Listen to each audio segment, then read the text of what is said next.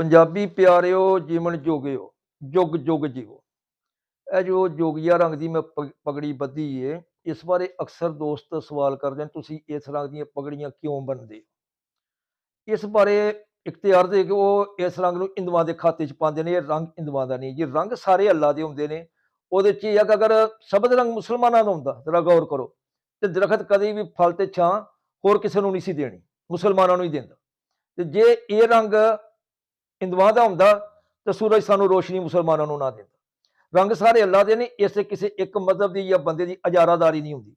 ਔਰ ਖਸੂਸਨ ਇਹ ਰੰਗ ਜਿਹੜਾ ਜਿਸ ਦੀ ਪਗੜੀ ਮੈਂ ਬੱਧੀ ਹੈ, ਜੋਗੀਆ ਰੰਗ, ਇਸ ਬਾਰੇ ਤੇ ਇਹ ਹੈ ਕਿ ਸਾਡਾ ਪੰਜਾਬ ਦਾ ਕੌਮੀ ਰੰਗ ਹੈ।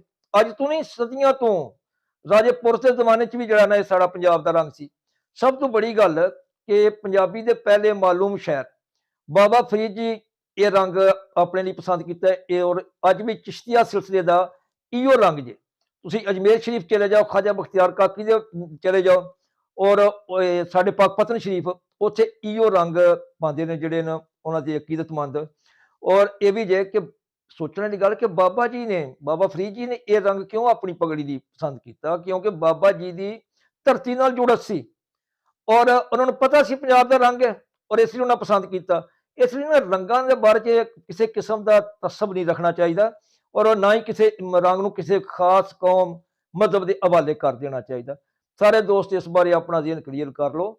ਜੀਵੇ ਪੰਜਾਬ, ਸਦਾ ਜੀ।